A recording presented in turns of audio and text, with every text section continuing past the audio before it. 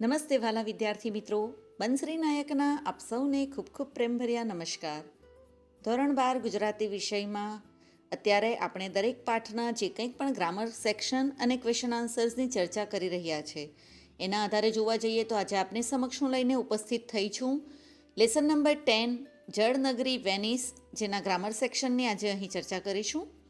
અગાઉ આપને જણાવ્યા એ મુજબ જે કોઈક પણ પાઠના વ્યાકરણ વિભાગમાં પાઠને લગતા કોઈક પણ વાક્યો જો તમને પૂછી શકાય એવા હોય, જેની શક્યતા હોય એવા અહીં તમને પ્રેક્ટિસના સ્વરૂપે જે વાક્યો આપવામાં આવે છે એનો અભ્યાસ આપને સરળતાથી સમજાઈ રહે, તેમજ દરેક નિયમોને આધારે કોઈપણ વ્યાકરણ ટોપિકમાંથી જે કંઈક પણ પ્રશ્નો આપને પૂછાય તો તે આપ સમજીને વ્યવસ્થિત રીતે એના ઉત્તર આપી શકો એના માટે જ અહીં પ્રસ્તુત કરવામાં આવ્યા છે. આ સિવાય જો આપ સૌ આ દરેક વ્યાકરણના ટોપિકને પૂરેપૂરા વિગતવાર સમજવા માંગતા હોય તો જે કંઈક પણ અગાઉ જે વિડીયો અપલોડ કર્યા છે એના આધારે આપ એની સમજૂતી, નિયમ સાથે સમજૂતી આપ લઈ શકો છો. ફરીવાર એટલા માટે જ અહીં આપને કહેવામાં આવે છે કે જળનગરી વેનિસમાં જે કંઈક પણ વાક્યો જે ગ્રામર આધારિત છે એ અહીં લેવામાં આવ્યા છે, જે આપની ફક્ત સમજૂતી માટે છે. આપ આ દરેક વાક્યોની પ્રેક્ટિસ કરીને, એનો મહાવરો કરીને તમે ગ્રામરને વધુ સારી રીતે સમજી શકો, બસ એ જ આશય રહ્યો છે. તો ચાલો શરૂ કરીએ આપણે જળનગરી વેનિસ ગ્રામર સેક્શન. પાઠને આધારે અહીં જે તમને સમાનાર્થી શબ્દો આપ્યા છે એ જોઈશું. તો નંબર 1 તુમુલ એટલે કે ભયાનક, દારૂણ એટલે કે ખૂબ જ આપણને દયા ઉપજાવે તેવું ભયાનક હોય. નંબર 2 નમણું એટલે કે નાજુક, કોમળ. નંબર 3 સુવર્ણ, સોનું, હેમ. નંબર 4 ઓવારો, એના સમાનાર્થી શબ્દો થશે કિનારો, કાંઠો. અને નંબર 5 ગફલત, ગફલત એટલે કે ભૂલ, બેદરકારી. હવે પછી આપણે જોઈશું વિરોધી શબ્દો. પાઠને આધારે જે વિરોધી શબ્દો છે એમાં આપણે પ્રથમ જોઈએ આશીર્વાદ, તો એનું વિરોધી થશે અભિશાપ. નંબર 2 સુંદર, તો એના માટે કુરૂપ અને કદરૂપું. નંબર 3 શીતળ એટલે કે ઉષ્ણ. નંબર 4 રાત, તો એના માટેનું વિરોધી થશે દિવસ. નંબર 5 પ્રભાત એટલે કે સવાર, તો એનું થશે સંધ્યા એટલે કે સાંજ. નંબર 6 સ્મરણ એટલે કે યાદ કરવું, અને વિસ્મરણ એટલે કે ભૂલી જવું. નંબર 7 દુર્ભાગ્ય એટલે કે ખરાબ નસીબ, અને સદભાગ્ય એનું વિરોધી થશે એટલે કે સારું નસીબ. નંબર 8 અન્યાય, એનું વિરોધી થશે ન્યાય. અને નંબર 9 સત્ય, વિરોધી થશે અસત્ય. ત્યાર પછીનો પ્રશ્ન છે રૂઢિપ્રયોગનો અર્થ સમજાવી વાક્યમાં પ્રયોગ કરો. પાઠમાં તમને જે કંઈક પણ રૂઢિપ્રયોગ આપવામાં આવ્યા છે તો એમાં પ્રથમ જે છે તુંબડીમાં કાંકરા હોવા એટલે કે કશી જ સમજ ન પડવી. પાઠમાં લેખિકા કહે છે કે જે એક બહેન હતા એમણે કેટલુંય વર્ણન કર્યું પણ ભાષા ન આવડતી હોવાથી અમારે તો તુંબડીમાં કાંકરા, એટલે કે સામેવાળું વ્યક્તિ જે કંઈક પણ બોલે છે પરંતુ એ આપણને કશી જ સમજ પડતી નથી, તો એના માટેનો શબ્દ પ્રયોગ થશે તુંબડીમાં કાંકરા. ત્યારબાદ નંબર 2 આશ્ચર્યમુગ્ધ થઈ જવું એટલે કે નવાઈ પામી જવું. આપણે એને વાક્યમાં પ્રયોગ કરીશું વેનિસનો અદ્ભુત નજારો જોઈ સહુ આશ્ચર્યમુગ્ધ થઈ ગયા. ત્યારબાદ નંબર 3 ભાવ વિભોર થઈ જવું એટલે કે લાગણી વશ થઈ જવું. કોઈક આપણને ખૂબ જ જાણીતું એવું અજાણ્યા દેશમાં જો મળી જાય આપણને, તો આપણે ખૂબ જ ભાવ વિભોર થઈ જઈએ છીએ. આ ઉપરાંત કંઈક સારી વસ્તુ જોઈને પણ આપણે ખૂબ જ એનાથી એકદમ ટચ થઈ જઈએ છીએ, તો એટલે કે લાગણી વશ થઈ જવું. અહીં આપણે વાક્ય પ્રયોગ જોઈશું તો કુદરતની અપાર શોભા જોઈ હું ભાવ વિભોર બની ગયો. આ રીતે એનો વાક્ય પ્રયોગ થઈ શકશે. આ પછી પાઠમાં કેટલાક તમને શબ્દ સમૂહ આપવામાં આવ્યા છે, તો એના માટે આપણે એક શબ્દ જોઈએ. તો જે આ એક શબ્દ આપવામાં આવ્યો છે એ પાઠમાં જે છે તો એનો વિસ્તૃત અર્થ શું થશે તો જોઈએ. નંબર 1 જેને ઉપમા ન આપી શકાય તેવું, ઉપમા એટલે કે કમ્પેરિઝન કરવું, તો કે જેની કોઈ પણ કમ્પેરિઝન ન થાય તો એના માટેનો શબ્દ છે અનુપમ. અનુપમ સૌંદર્ય, આપણે એવું કહી શકીએ કે એના જેવું સૌંદર્ય બીજા કશેકનું નથી. નંબર 2 મનને હરી લે તેવું એટલે કે મનોહર. મનને હરી લેવું એટલે કે જીતી લેવું, મનોહર. નંબર 3 આનંદ કરવા નીકળેલું, એટલે કે જો આપણે ફરવા માટે નીકળીએ છીએ તો આનંદ લેવા માટે, મજા લેવા માટે ફરીએ છીએ, તો આપણે કોણ થયા? તો કે સહેલાણી. નંબર 4, કેફથી મસ્ત થયેલું. કેફ એટલે કે નશો, એનાથી જે મસ્ત થયેલું હોય એના માટેનો શબ્દ છે મદમસ્ત. નંબર 5, એક પ્રકારનું લાલ રંગનું રત્ન, તો એના માટેનો શબ્દ છે માણેક. નંબર 6, 7 શેરવાળું, તો એના માટેનો શબ્દ સાતસરું. નંબર 7, મોટા કદનું, તો કે તોતિંગ. જે તોતિંગ ઘંટની વાત કરી હતી, તો કે ચર્ચ પર ખૂબ જ મોટો ઘંટ હોય છે. તો જે મોટું વસ્તુ હોય છે, મોટો કદ હોય છે, એટલે કે ખૂબ જ એવી એની હાઇટથી માંડીને એનું જે કંઈક પણ દેખાવ હોય તે ખૂબ જ મોટો હોય, તો એના માટેનો શબ્દ તોતિંગ. નંબર 8, મનરૂપી ચક્ષુ, એટલે મનઃચક્ષુ. જે મનની આંખોથી, ચક્ષુ એટલે કે આંખો, મનની આંખોથી આપણે જોઈએ તો એના માટેનો શબ્દ છે મનઃચક્ષુ. નંબર 9, તજ, લવિંગ, મરી વગેરે મસાલા, તો એના માટેનો શબ્દ છે તેજાના. નંબર 10, વનનો ભાગ, તો વનાંચલ. અહીં વન વત્તા આંચલ એ રીતે તમે સંધિ છૂટી પાડશો તો કે જે ખરેખર એક ઓઢણી એટલે કે એક વનનો આખો એક પટ્ટો જ હોય, તો એના માટેનો વનાંચલ શબ્દ છે. નંબર 11, આંખ આગળ ખડું થઈ ગયેલું, તો કે તાદશ્ય. એટલે કે આપણી સામે એકદમ જેવું આપણે વર્ણન કરીએ, અત્યારે જો આપણે વેનિસ અંગેની જે કંઈક પણ સમજૂતી લીધી તો આપણે એને ઇમેજિન કરી શકીએ છીએ. આપણા આંખ આગળ વેનિસનું આપણે જે કંઈક પણ વર્ણન કરીએ તો આપણે એની જોઈ શકીએ છીએ મનની આંખોથી, તો એના માટેનો શબ્દ છે ત્વાદશ્ય. નંબર 12, પ્રાણ વિનાનું, તો કે નિષ્પ્રાણ, એટલે કે જેનામાં કોઈ કેમ જીવ જેવું રહ્યું જ નથી, તો એના માટેનો શબ્દ નિષ્પ્રાણ છે. ત્યાર પછીનો પ્રશ્ન છે, નીચેના વાક્યોને પદક્રમ અને પદ સંવાદની રીતે સુધારીને ફરીથી લખો.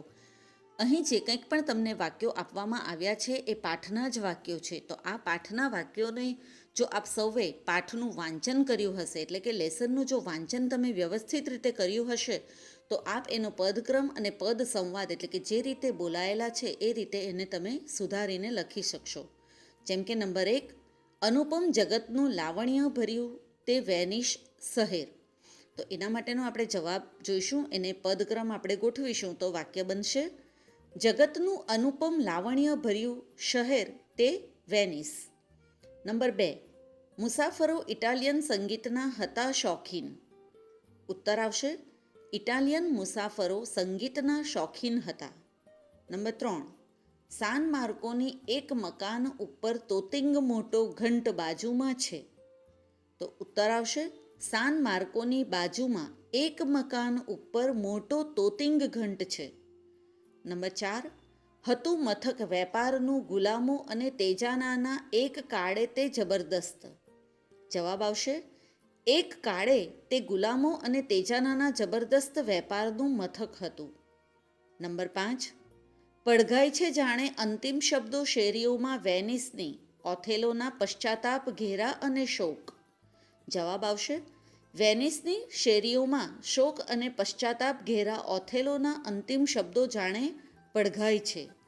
અને નંબર 6, જોયા પાડતા અમે 7 ટકોરા તેમને હથોડા વડે 7ને ટકોરે બરાબર. તો એના ઉત્તર આપણે પદક્રમ અને પદ સંવાદની રીતે જોઈશું. બરાબર 7ને ટકોરે અમે તેમને 7 ટકોરા હથોડા વડે પાડતા જોયા. તો આ તમારો પદક્રમ અને પદ સંવાદની રીતે વાક્યો બનશે. હવે પછીનો પ્રશ્ન છે, નીચેના વાક્યોમાં યોગ્ય પ્રત્યય મૂકી વાક્ય ફરીથી લખો. પ્રત્યય અંગેના ટોપિકની જ્યારે આપણે સમજૂતી લીધી હતી એમાં આપણે જોયું હતું કે વાક્યોને અર્થપૂર્ણ બનાવવા માટે યોગ્ય પ્રત્યય મૂકવામાં આવે છે.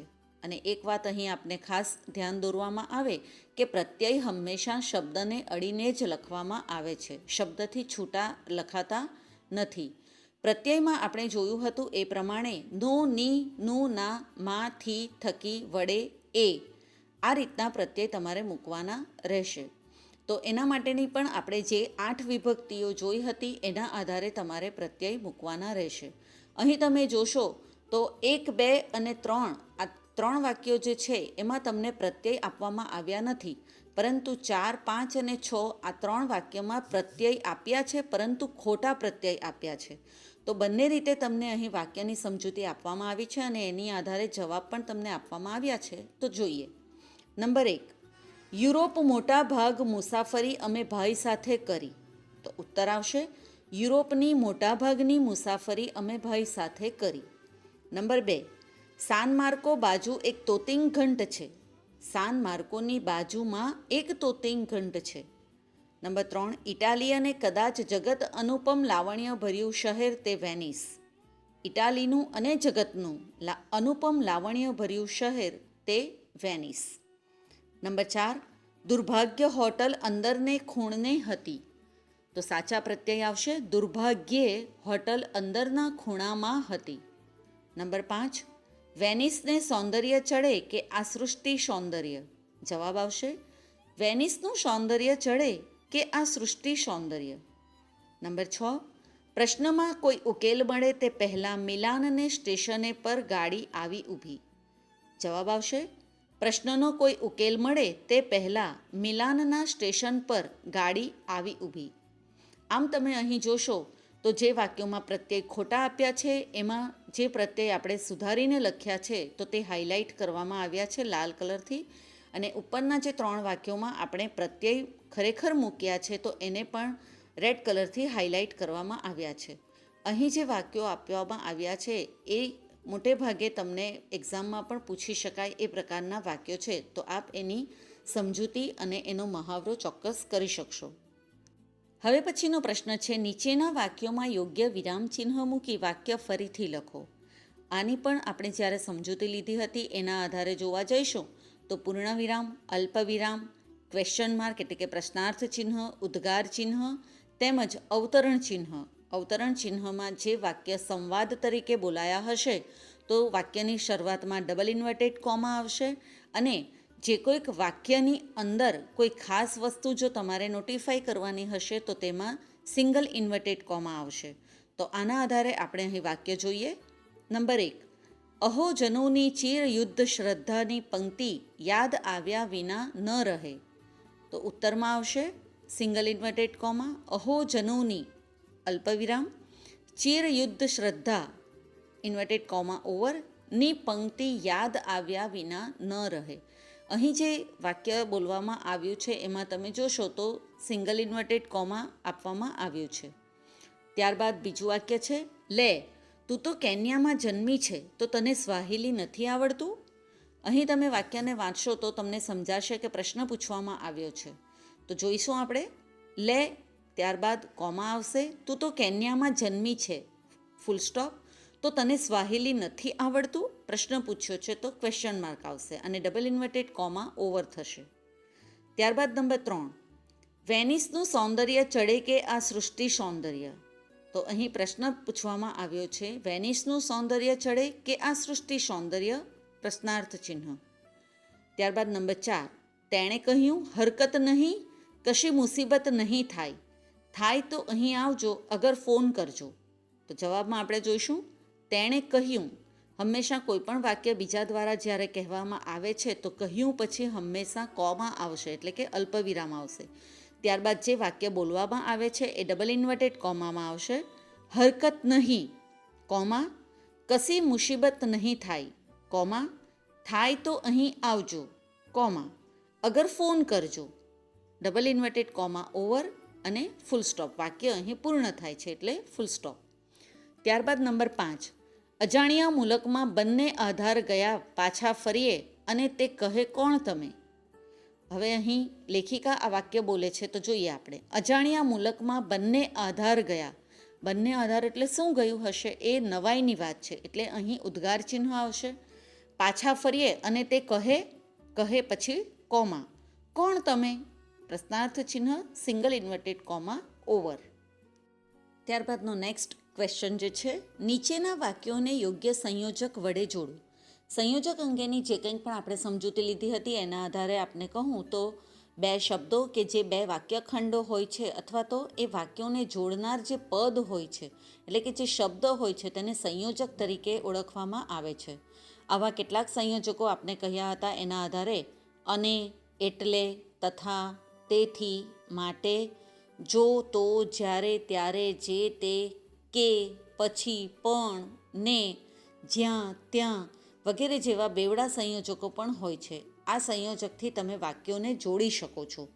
ઘણી વખત તમને જે કોઈ પણ વાક્યો આપવામાં આવ્યા હશે તો એક જ વાક્યમાં બે સાદા વાક્યો અલગ અલગ આપવામાં આવ્યા હશે, અથવા તો પછી અ અને બ એ રીતે તમને અલગ વાક્યો પણ આપવામાં આવ્યા હશે. તો બે અલગ વાક્યો આપવામાં આવ્યા હોય તો તેને સંયોજક વડે તમારે જોડવાના રહેશે, અથવા તો પછી જે એક જ વાક્યમાં તમને બે અલગ અલગ અલ્પવિરામથી વાક્ય છૂટા પાડીને જો આપવામાં આવ્યા હશે તો પણ તેમાં તમારે સંયોજક વડે જોડીને વાક્ય બનાવવાનું રહેશે. અહીં તમને જે વાક્યો આપવામાં આવ્યા છે એક સીધા વાક્ય જ આપવામાં આવ્યા છે. તો જોઈએ આપણે. નંબર 1, વળવાનું હતું નજીકમાં જ એક પ્રદર્શન હતું.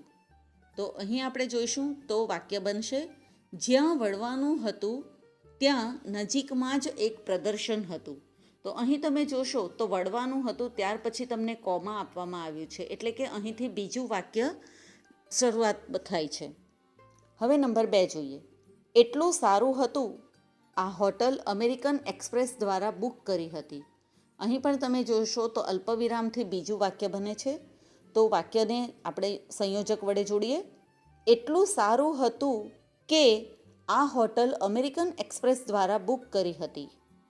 હવે નંબર 3 જોઈએ. યુરોપની મોટાભાગની મુસાફરી અમે મારા ભાઈ સાથે કરી. વેનિસ અમે એકલા આવેલા. તો અહીં પણ આપણે વાક્ય જોડીએ. યુરોપની મોટાભાગની મુસાફરી અમે મારા ભાઈ સાથે કરી, પણ વેનિસ અમે એકલા આવેલા. નંબર 4, બહાર નીકળ્યા એક ભારતીય કુટુંબ દેખાયું. ઉત્તર જોઈએ. બહાર નીકળ્યા કે એક ભારતીય કુટુંબ દેખાયું. નંબર 5, વેનિસનું સૌંદર્ય ચડે આ સૃષ્ટિ સૌંદર્ય. વેનિસનું સૌંદર્ય ચડે કે આ સૃષ્ટિ સૌંદર્ય. આમ તમે આ દરેક વાક્યોમાં જોશો તો જે હાઇલાઇટ કરીને તમને શબ્દ આપવામાં આવ્યા છે એ સંયોજક છે. તો વાક્યોને તમારે આ રીતે જોડવાના રહેશે. ઘણી વખત તમને સંયોજક જોડેલા વાક્યો આપવામાં આવ્યા હશે અને એમાંથી તમારે સાદા વાક્ય બનાવવાના હશે. તો જ્યારે તમારે સાદું વાક્ય બનાવવાનું હોય તો ત્યારે જે સંયોજકથી વાક્ય જોડાય છે ત્યાંથી બીજું જે વાક્ય અલગ થાય છે એ તમારે અલગ અલગ વાક્યો બતાવવાના રહેશે. તમને જણાવ્યું એ પ્રમાણે કે જ્યારે કોઈ પણ સાદા વાક્યો હશે તો તેને જોડવાનું હોય તો તે સંયોજકથી જ જોડવામાં આવે છે, અને સંયોજક વડે જ વાક્ય જ્યારે જોડાય છે ત્યારે એ વાક્ય સંયુક્ત વાક્ય બને છે કે સંકુલ વાક્ય બને છે. સંયુક્ત વાક્યોમાં બે વાક્યોને જોડવામાં આવે છે, જ્યારે સંકુલ વાક્યમાં એક મુખ્ય વાક્ય અને સાથે બીજા બે ગૌણ વાક્ય હોય છે. તો આ રીતે જે કંઈક પણ તમને સાદા વાક્યો અલગથી આપવામાં આવે છે તેને તમારે સંયોજકથી એક સંકુલ વાક્ય અથવા તો સાદું સંયુક્ત વાક્ય બનાવવાનું રહેશે. બસ એના આધારે જ અહીં તમને જે વાક્યો આપ્યા છે એ જોઈએ. નંબર 1, ગ્રાન્ડ કેનાલમાં સ્ટીમ લોન્ચ મોટર બોટ ચાલે. 2, અંદરના જળમાર્ગમાં. અને નંબર 3, માત્ર ગંડોલા જ જઈ આવી શકે. તો આ વાક્ય જે તમને 3 આપવામાં આવ્યા છે એના આધારે આપણે 3 વાક્યોને ભેગા કરીને સંકુલ વાક્ય બનાવીશું. તો વાક્ય બનશે ગ્રાન્ડ કેનાલમાં સ્ટીમ લોન્ચ મોટર બોટ ચાલે, પણ અંદરના જળમાર્ગમાં તો માત્ર ગંડોલા જ જઈ શકે.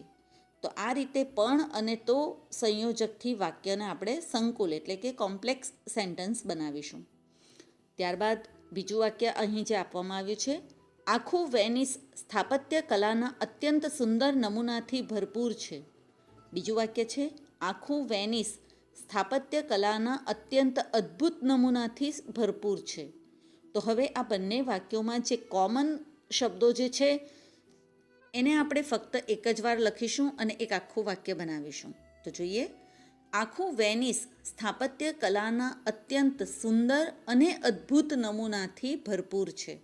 તો અહીં જે સુંદર અને અદ્ભુત આ બે શબ્દો જ એક અલગ આપવામાં આવ્યા છે, તો એને અને સંયોજકથી આપણે જોડીને સંયુક્ત વાક્ય બનાવ્યું. હવે નંબર 2, વળવાનું હતું. બીજું વાક્ય છે, નજીકમાં જ એક પ્રદર્શન હતું. તો આ વાક્યને આપણે સંયુક્ત બનાવીએ. જ્યાં વળવાનું હતું ત્યાં નજીકમાં જ એક પ્રદર્શન હતું. તો આ રીતે આ વાક્ય સંયુક્ત બનશે. ત્યારબાદનો પ્રશ્ન છે, નીચેના વાક્યોને સાદા વાક્યોમાં ફેરવો. હવે જ્યારે અગાઉ તમને જણાવ્યું એ પ્રમાણે કે કોઈ પણ વાક્યો તમને સંયુક્ત કે સંકુલ વાક્ય આપ્યા હોય એને સાદા વાક્યમાં જ્યારે ફેરવવાનું હોય ત્યારે આ રીતે તમારે અલગ અલગ વાક્ય બતાવવાના રહેશે. જેમાં જોઈએ આપણે નંબર 1, દેવળનો આગળનો ભાગ સુંદર શિલ્પ અને કોતરણીથી સજાવેલો હતો. તો એના બે અલગ વાક્ય કઈ રીતે બનશે જોઈએ. નંબર 1, દેવળનો આગળનો ભાગ સુંદર શિલ્પથી સજાવેલો હતો. અને નંબર 2, દેવળનો આગળનો ભાગ સુંદર કોતરણીથી સજાવેલો હતો. હવે નંબર 2, મુખ્ય રસ્તા પરથી અંદરના ભાગમાં જ્યાં વળવાનું હતું ત્યાં નજીકમાં જ એક પ્રદર્શન હતું. તો અહીં સંકુલ વાક્ય જે આપ્યું છે એને આપણે સાદા વાક્યમાં ફેરવીએ તો બનશે વાક્ય અ, મુખ્ય રસ્તા પરથી અંદરના ભાગમાં, બ, વળવાનું હતું અને ક, નજીકમાં જ એક પ્રદર્શન હતું. આ વાક્ય ખાસ ઇમ્પોર્ટન્ટ હોય છે, ઘણી વખત એ બોર્ડની એક્ઝામમાં પણ પૂછી શકાયું છે. નંબર 3, વેનિસ, ઓથેલો અને ડેસ્ડેમોનાની પ્રણયભૂમિ. જવાબ આવશે અ, વેનિસ ઓથેલોની પ્રણયભૂમિ અને બ, વેનિસ ડેસ્ડેમોનાની પ્રણયભૂમિ. તો આ રીતે તમે જોશો તો જે કોઈક પણ સંયુક્ત વાક્ય કે સંકુલ વાક્ય હશે એને આપણે સાદા વાક્યમાં આ રીતે અલગ અલગ બતાવવાના રહેશે. તો વિદ્યાર્થી મિત્રો, અહીં આ ગ્રામર સેક્શન જે છે જળનગરી વેનિસનું એ પૂર્ણ થાય છે. વ્યાકરણ વિભાગમાં જે કંઈક પણ આપણે ટૉપિકની ચર્ચા અગાઉ કરી ચૂક્યા છે એ દરેક ટૉપિકના આપ નિયમોને બરાબર અનુસરશો તો દરેક વ્યાકરણના તમે પ્રશ્નો અહીં જે આપવામાં આવ્યા છે એને વધુ સરળ રીતે આપ સમજી શકશો. આપનો મહાવરો એટલે કે પ્રેક્ટિસ આપ દરેક ટૉપિકના નિયમોની સાથે જો વ્યવસ્થિત રીતે કરશો તો કોઈપણ વાક્યનો તમે ખૂબ જ સારી રીતે ઉત્તર લખી શકશો. બસ એ જ આશા સાથે આપને અહીં જે કંઈક પણ ગ્રામર સેક્શનના પ્રશ્નો આપવામાં આવ્યા છે એના મહાવરાથી આપનો અભ્યાસ ખૂબ જ સુંદર રીતે આપ આગળ વ્યવસ્થિત રીતે કરી શકો. બસ એ જ આશા સાથે અહીં આપણે વિરામ લઈએ છીએ. નવા ટૉપિક સાથે જલ્દીથી ફરી પાછા આપણે ભેગા થઈશું. ત્યાં સુધી બંસરી નાયકના આપ સૌને નમસ્કાર.